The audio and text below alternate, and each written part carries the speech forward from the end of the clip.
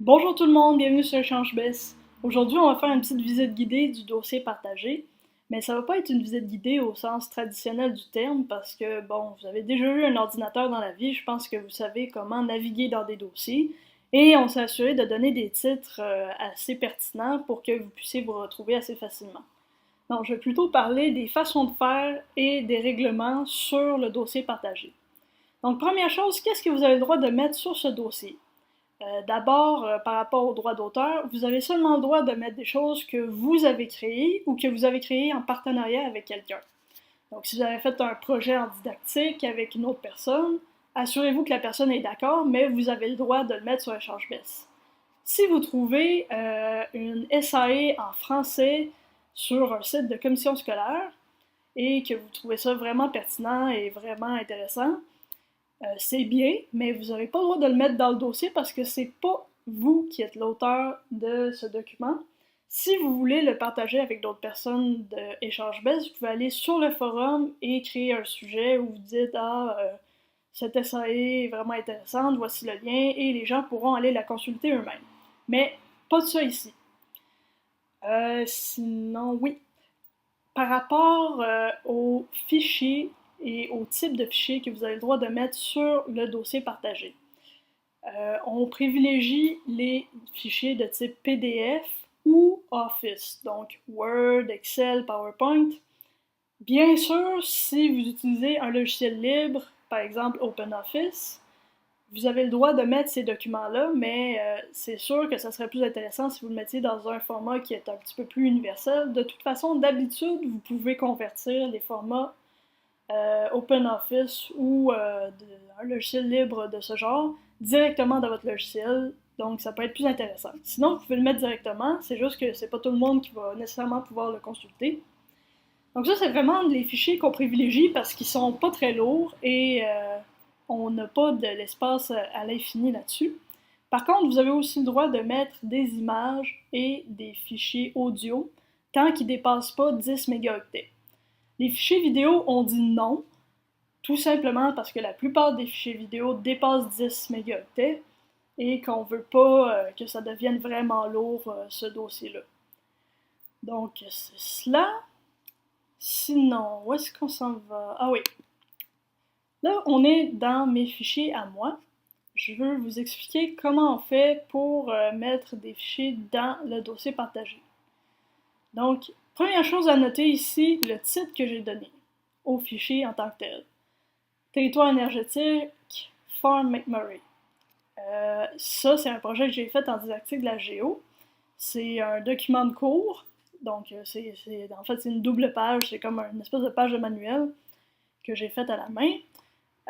C'est sûr que dans les titres, vous essayez de trouver quelque chose qui peut être facilement repérable par les gens dans votre concentration. Par exemple, là, en géographie, on a une des thématiques qui est le territoire énergétique. Donc, je l'ai inclus dans le titre de mon document.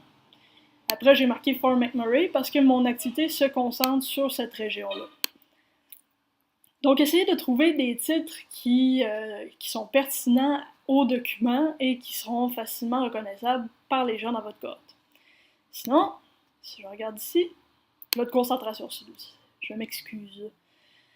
Si vous regardez le document en tant que tel, j'ai mis des choses qui expliquent c'est quoi le document en tant que tel, et j'ai mis ici la mention légale. Ça, on a fait une vidéo complète sur le droit d'auteur sur EchangeBest.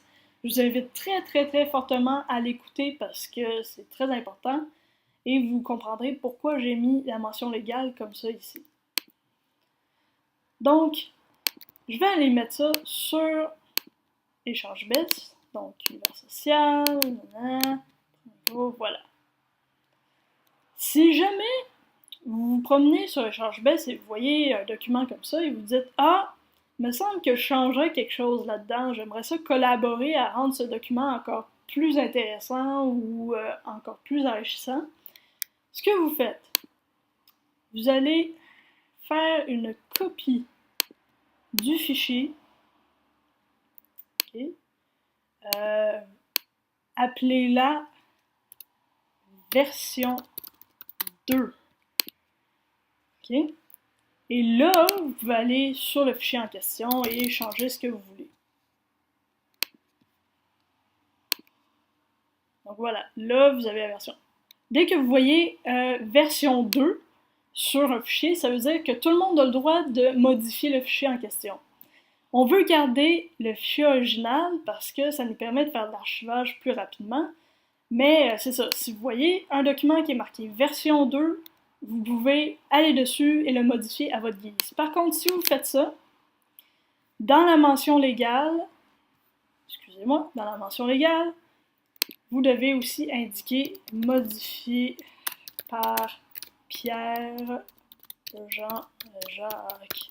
Donc vous écrivez votre nom pour dire que vous avez collaboré à ce fichier-là.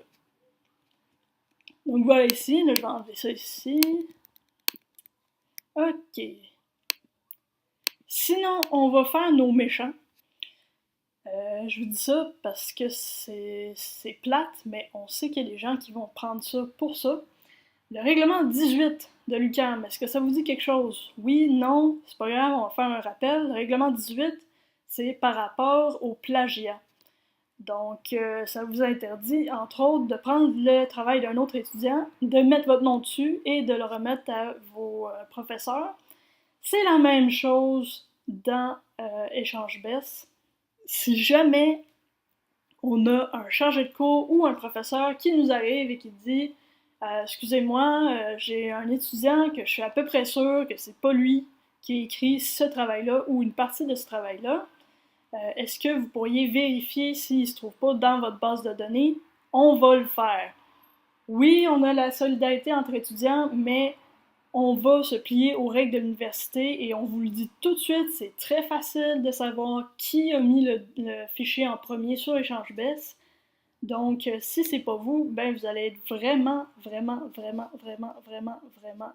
dans le trouble et vous pourriez couler votre cours à cause de ça. Donc, c'est vraiment pas une bonne idée.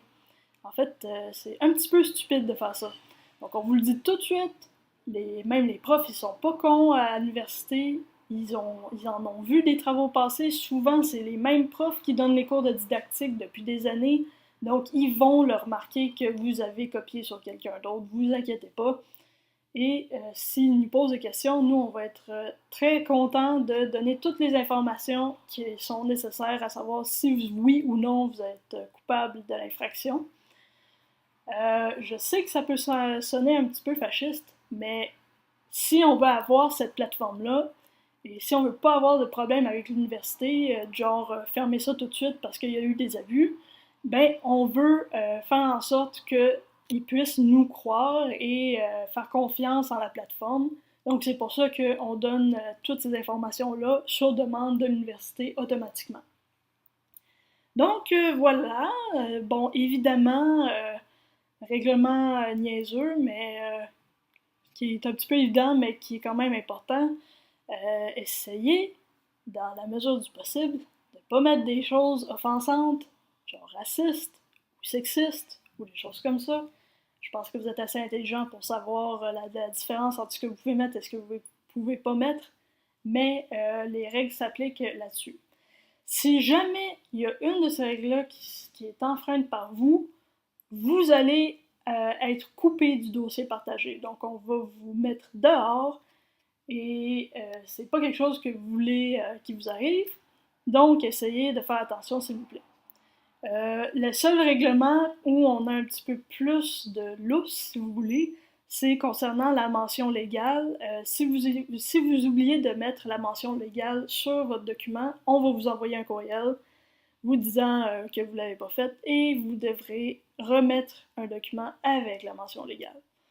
Donc c'est ça, ça fait le tour de ce que j'avais à vous dire là-dessus. Si vous avez des questions, n'hésitez pas à nous écrire à l'adresse que vous voyez sur l'écran en ce moment. Et bonne collaboration!